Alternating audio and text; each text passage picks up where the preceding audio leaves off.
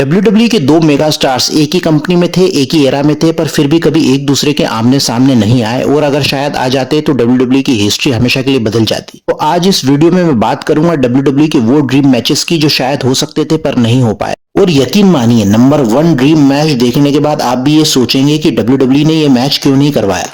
ये list start होती है दो अनडिस्प्यूटेड मॉन्स्टर सुपरस्टार्स से, और ये क्लैश एक प्योर डिस्ट्रक्शन होता अगर ये दोनों सुपरस्टार्स अपनी प्राइम में एक दूसरे के साथ रिंग शेयर करते। एक तरफ द बीस्ट ब्रॉक और दूसरी तरफ द एनिमल बटिस्टा। इनकी बैटल को WWE ने कभी प्लान ही नहीं किया, क्योंकि जब ब्रॉक ने अपना डेब्यू किया था तो उसे इंस्टेंटली ही मेन इवेंट पिक्चर में डाल दिया गया था, और कुछ ही महीनों में उसने WWE चैंपियनशिप जीत ली थी। और उसी दौरान बटिस्टा ने भी WWE में डेब्यू कर लिया था, पर वो अपने पोटेंशियल से काफी पीछे था। जहां पर वो डीकॉन बटिस्टा था, फिर 2002 के एंड और 2003 के स्टार्ट में बटिस्टा को एवोल्यूशन का हिस्सा बनाया गया था, और दोनों अलग अलग ब्रांड्स का भी हिस्सा थे, जहां लेसनर स्मैकडाउन में ड्राफ्ट हो गया था और बटिस्टा रॉ का हिस्सा था। पर 2004 के आते आते बटिस्टा को भी WWE ने पुश देना स्टार्ट कर दिया था, पर लेसनर ने 2004 में कंपनी को छोड़ दिया था। और 2014 वो टाइम था जब WWE ने इन दोनों का मैच प्लान किया था, और फाइनली द बीस्ट और एनिमल का मैच फैंस को देखने को मिल सकता था समर स्लैम पर, जहां बटिस्टा ने रिटर्न ही किया था 2014 में, और रेसलमेनिया पे वो वर्ल्ड चैंपियन बनता, और फिर समर स्लैम पर लेसनर बटिस्टा को चैलेंज करता। और फैंस ने बटिस्टा को रिजेक्ट कर दिया था डेनियल ब्रायन के फेवर में, और WWE ने इस स्टोरी लाइन को अपनी तरफ से कैंसिल कर दिया, और बटिस्टा ने भी कंपनी को उसी टाइम फिर से छोड़ दिया था। पर ऐसा भी नहीं है कि इन दोनों ने कभी अपनी तरफ से कोई मैच नहीं लड़ा। OVW के टाइम पर दोनों मॉन्स्टर्स एक्चुअली लड़े थे, और 2003 के स्टार्ट में एक हाउस शो में इनका मैच भी हुआ था, जहां पर लेसनर ने बटिस्टा को हराया था। पर ये बटिस्टा की प्राइम नहीं थी। अगर दोनों एक्चुअली में अपनी प्राइम में फाइट करते तो ये एक एपिक स्पेक्टेकल हो सकता था, पर WWE ने इस अपॉर्चुनिटी को काफी सालों पहले ही मिस कर दिया था। और इसके बाद जो ड्रीम मैच आता है वो किसी टाइटल के लिए नहीं, बल्कि क्लैश होता है ईगो, लेगेसी और कौन सबसे ज्यादा पॉपुलर सुपरस्टार है जो फैंस को अपने कैरिज्मेटिक परफॉर्मेंस से पागल कर दे। और WWE ने यहाँ पर भी ट्रिगर पुल नहीं किया, क्योंकि इन सुपरस्टार्स की वॉर पर्सनल थी। रॉक और शॉन माइकल्स की एक गहरी पर्सनल हिस्ट्री रही है। जब रॉक अपनी टीनेज में था और Shawn Michaels Rockers tag team में परफॉर्म करता था, और एक मैच रॉकर्स ने रेसल किया था हवाई में, और जब रॉकर्स अपना मैच खत्म करके जा रहे थे तो शॉन माइकल्स ने रॉक की ग्रैंड मदर को इंसल्ट कर दिया था। और जब रॉक WWE में आया था तब भी शॉन और ट्रिपल एच ने रॉक को बैकस्टेज बुली किया था, पर रॉक ने सर्वाइव किया और 2 सालों में WWE का वो सुपरस्टार बना जिसने फैंस को अपने प्रोमोज और करिश्मा से दीवाना कर दिया था। पर उनका उस टाइम पर कोई मैच नहीं हो पाया था। पर 2002 में विंस मैकमैन को एक बार फिर से लगा था कि इनका मैच हो सकता है, क्योंकि माइकल्स 2002 में वापस आया था और रॉक भी उस टाइम पर प्रेजेंट था। पर रॉक अपना फोकस मूवीज में शिफ्ट कर चुका था, और कुछ प्रोग्राम्स उसने माइकल्स के अगेंस्ट करने से मना कर दिया था। फिर टाइमिंग, पॉलिटिक्स और कुछ क्रिएटिव डिसएग्रीमेंट्स की वजह से दोनों पार्टीज कभी भी आमने सामने नहीं आ पाई थी। पर ऐसा भी नहीं है कि दोनों स्टार्स कभी रिंग में एक साथ नजर नहीं आई है। 98 के टाइम पर शॉन माइकल्स WWE में प्रेजेंट था और रॉक WWE चैंपियन था, और माइकल्स ने रॉक को मैनेज किया था, जहां पर माइकल्स ऑन स्क्रीन कमिश्नर था और उसने कॉर्पोरेशन को ज्वाइन कर लिया था।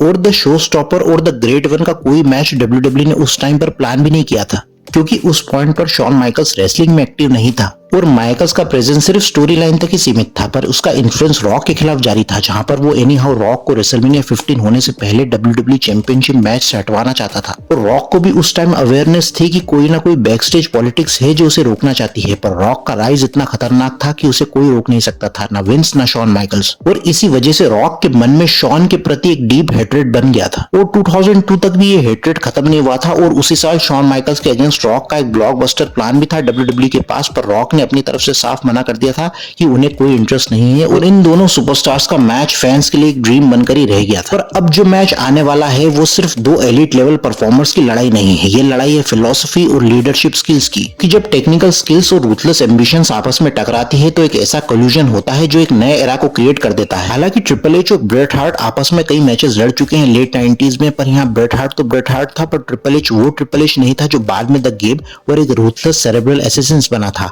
वो अभी हंटर हर्ट्स हेम्सली था, DX का पार्ट और शॉन माइकल्स का साइड किक, जो एक मिड कार्ड टैलेंट था, और ब्रेट हार्ट रेसलिंग इंडस्ट्री के बहुत बड़े नामों में से एक, और ट्रिपल एच का कैरेक्टर बस इवॉल्व ही हो रहा था। पर सर्वाइवर सीरीज में कॉन्ट्रोवर्शियल तरीके से ब्रेट हार्ट ने कंपनी को छोड़ दिया था, और वो WCW चले गया था, और यहाँ सारे दरवाजे बंद हो गए, जहां पर प्राइम ट्रिपल एच का मुकाबला प्राइम ब्रेट हार्ट से नहीं हो पाया। और अगर इनके बीच मैच होता तो 2002 एक परफेक्ट साल होता, जहां पर ये दोनों सुपरस्टार्स आमने सामने खड़े हो सकते थे। और ये ट्रिपल एच का वर्जन एक खतरनाक रूथलेस कॉम्पिटिटर का था जो बार बार वापस आया ऐसी इंजरीज से जो करियर खत्म कर सकती थी। वो उस टाइम के WWE के टॉप 3 सुपरस्टार्स में से भी एक था और उसके सामने खड़ा था ब्रेट हार्ट, एक टेक्निकल एक्सिक्यूशनर और प्रो रेसलिंग इंडस्ट्री का पायनियर जिसने ना जाने कितने हाई स्टैंडर्ड्स को खड़ा किया था, जिसने ईयर 1997 में ट्रिपल एच को ये बोल के खारिज कर दिया था कि उसके कोई फैंस नहीं है और वो ना तो कोई सीरियस थ्रेट है मेरे लिए, क्योंकि ये वाला वर्जन ट्रिपल एच का एक वॉर टेस्टेड प्रीडेटर था और ये ब्रेट हार्ट का वो ओपोनेंट बनता जिसे आज तक ब्रेट हार्ट ने फेस नहीं किया था। और ये वॉर प्राइड, लेगेसी और फिलोसफी की होती जो WWE हिस्ट्री को हमेशा के लिए बदल सकती, पर हिस्ट्री इससे पहले ही बदल जाती जब WWE ने एक main event blockbuster programme almost finalise कर दिया था, पर वो नहीं हो पाया था सिर्फ एक धोखे की वजह से।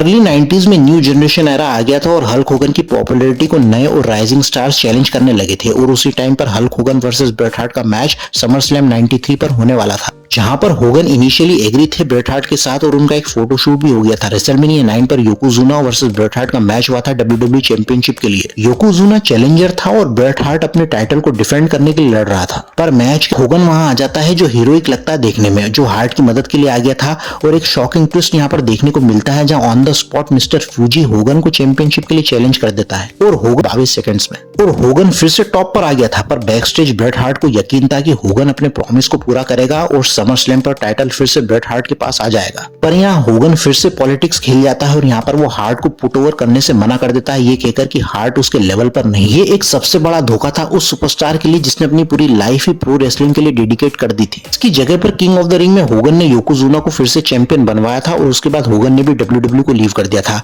और एक और WWE ने सबसे बड़ी अपॉर्चुनिटी को मिस कर दिया। पर अब जो मैच आने वाला है वो सिर्फ एक मैच नहीं था, वो एक जनरेशनल वॉर हो सकती थी। Sting versus the Undertaker, darkness versus darkness की लड़ाई। जब मंडे नाइट वॉर्स चल रही थी तब 97-98 के अराउंड अंडरटेकर का लॉर्ड ऑफ डार्कनेस और प्रो स्टिंग का एक इंटर प्रमोशनल मैच हो सकता था जहां हिस्ट्री लिटरली फिर से लिखी जाती। पर ये दोनों स्टार्स ऑलरेडी एक दूसरे से लड़ चुके थे लेट 80s के टाइम पर, जब डेडमैन नहीं था और स्टिंग अपने करियर के इनिशियल फेज में था, जहां पर मार्क कॉलोवे WCW में स्ट्रगल कर रहा था और उसने स्टिंग के साथ कुछ मैचेस रेसल करे थे। पर लेट 90s के आते आते मार्क अंडरटेकर के कैरेक्टर को रीडिफाइन कर चुका था और स्टिंग WCW का शैडो बन चुका था। और जब 2001 में WCW को WWE ने परचेस कर लिया था तो एक्सपेक्टेशन थी कि टेकर और स्टिंग का मैच हो सकता है, पर स्टिंग ने WWE पर ट्रस्ट नहीं किया कि वो उसके कैरेक्टर को कैसे यूटिलाइज करेंगे, क्योंकि WWE ने जिन WCW स्टार्स को अपनी कंपनी के लिए रखा था उन्हें WWE ने काफी इंफीरियर दिखाया था। जहां पर बुकर टी को रॉक इंसल्ट करता है और DDP को WWE ने तो जॉबर ही बना दिया था और स्टिंग ऑलरेडी अपनी प्राइम में था और उसने ये डिसाइड किया कि वो WWE के साथ साइन नहीं करेगा। पर एक और अपॉर्चुनिटी WWE के पास थी जब 2014 में स्टिंग फाइनली WWE में आ गया था और रेसलमेनिया पर दोनों परफॉर्मर्स एक टाइम पर एक्टिव थे। तो टेकर ने स्टिंग के अगेंस्ट एक प्रोग्राम का आइडिया भी विंस को दिया था और ऐसा लगा भी था कि डेस्टिनी के पास एक लास्ट चांस है, पर स्टिंग और अंडरटेकर अपनी प्राइम को बहुत पहले ही क्रॉस कर चुके थे और विंस ने भी इस प्रोग्राम में कोई इंटरेस्ट नहीं दिखाया था। और टेकर वर्सेस स्टिंग का ड्रीम मैच फैंस आज तक नहीं देख पाए। पर इसके बाद जो अगला मैच आता है वो WWE ने ऑलमोस्ट प्लान ही कर दिया था, जो बस होने वाला था, पर लास्ट मोमेंट पर एक बड़ा सुपरस्टार वॉकआउट कर गया था और वो सुपरस्टार और कोई नहीं स्टोन कोल्ड स्टीव ऑस्टिन था, जो किंग ऑफ द रिंग के क्वालिफाइंग राउंड में द बीस्ट इनकार्नेट को फेस करने वाला था। और विंस मैकमैन यहाँ पर ये चाहते थे कि ऑस्टिन लेसनर को पुट ओवर करे, जो डायरेक्ट रॉ में होने वाला था। पर ऑस्टिन इस बुकिंग से डीपली फ्रस्ट्रेट हो गया था। यहाँ उसे लगा था कि ये एक रेसलमेनिया लेवल का मैच है या उसे कोई मेजर पेपर व्यू का बिल्डअप मिलना चाहिए था। और Lesnar already week by week एक बड़ा सुपरस्टार बनने की राह पर था, जहाँ उसने हार्डी बॉयज और RVD के साथ मैचेस दिए थे। और ऐसे में स्टीव ऑस्टिन जैसे मेगा स्टार का भी ब्रॉक के साथ किसी मेजर पेपर व्यू में मैच होना ही चाहिए था। और ये idea Steve Austin directly Vince को भी बता चुका था, पर विंस ने इसे अपनी तरफ से पूरी तरह से डिसमिस कर दिया था। और फिर ऑस्टिन ने अपने बैग्स पैक करे और वो अपने घर चला गया था। ऑस्टिन को लेसनर से हारने में कोई परेशानी नहीं थी और WWE ऑस्टिन को भी इतने पैसे पे कर रहा था जितना WWE हमेशा से ऑस्टिन को पे करते आया था। और ऑस्टिन को ये इंसल्टिंग भी लगा था कि उसने WWE को इस मुकाम पर लाकर खड़ा करा और अब कंपनी शायद उसे वैसी बुकिंग नहीं देगी जैसे पहले दे रही थी। लेकिन ये तो सिर्फ शुरुआत थी, क्योंकि अब जो सबसे बड़ा ड्रीम मैच होने वाला है वो सिर्फ WWE का नहीं, पूरे प्रो रेसलिंग की दुनिया का सबसे बड़ा मैच हो सकता था। और ये मुकाबला उन सुपरस्टार्स के बीच में था जिन्होंने WWE को अपने अलग अलग एराज में डिफाइन किया था, जहां पर इमॉर्टल हल्क होगन और stone cold Steve Austin WrestleMania की ग्रैंड स्टेज पर आपस में भिड़ने वाले थे। पर ऑस्टिन ने भी इस अपॉर्चुनिटी को अपनी तरफ से मिस कर दिया और खुद हल्क होगन भी इस मैच को लेकर पर्सनली इंटरेस्टेड थे, पर लास्ट मोमेंट पर एक बार फिर से स्टीव ऑस्टिन ने मना कर दिया था। और ये रीजन तो और भी शॉकिंग था। और यहाँ होगन का पॉलिटिकल नेचर सबसे बड़ा विलन बना था। जब स्टीव ऑस्टिन WCW में एक मिड कार्डर था और स्टनिंग स्टीव के नाम से रेसल करता था, और होगन का बैकस्टेज इन्फ्लुएंस उस टाइम इतना पावरफुल हुआ करता था जो नए और राइजिंग स्टार्स के पुश को अफेक्ट करता था, क्योंकि उस एरा में बहुत सारे टैलेंटेड रेसलर्स बड़े मार्केटेबल स्टार्स जैसे होगन, रैंडी सेवेज जैसे स्टार्स की वजह से उभर नहीं पाते थे, और उन्हें अपनी मार्केट वैल्यू स्टेब्लिश करने के लिए खून पसीना एक करना पड़ता था। और जब कोई बड़ा स्टार अपने इन्फ्लुएंस का राज चलाने लगता था तो नए स्टार्स को कंपनी में या तो खराब बुकिंग दी जाती थी या उन्हें कंपनी से ही बाहर का रास्ता दिखा दिया जाता था। और ऑस्टिन इस टाइप के ट्रीटमेंट को पहले भी झेल चुका था, इसलिए वो होगन की फितरत को अच्छे से जानता था। और फिर होगन का पॉलिटिकल इन्फ्लुएंस उसके अगेंस्ट लूज करने से हेजिटेट होगा। और फिर ऑस्टिन का रिंग स्टाइल होगन की रिंग स्टाइल से टोटली डिफरेंट था। ऑस्टिन एक फास्ट पेस बॉलर की तरह फाइट करता था और होगन ऑलरेडी फिजिकली लिमिटेड था। ऐसे में दोनों सुपरस्टार्स अपनी तरफ से अच्छा मैच देने में नाकाम हो सकते थे, और दोनों सुपरस्टार्स ने एक दूसरे के अगेंस्ट हारने से भी मना कर दिया था। और क्रिएटिव डिसएग्रीमेंट्स भी दोनों पार्टीज की तरफ से देखने को मिले थे। तो विंस मैकमैन डेस्परेट थे इस मैच के लिए, जो एक अल्टीमेट क्लैश होता दो एरास का, पर दोनों पार्टीज के लगातार क्रिएटिव डिसएग्रीमेंट्स की वजह से at the end match cancel करना पड़ा। पर ऑस्टिन की जगह रॉक आगे आया और उसने होगन के साथ मिलकर वो रेसलमेनिया मूवमेंट दिया फैंस को, जिसे फैंस आज तक the greatest WrestleMania movement of all time मानते हैं।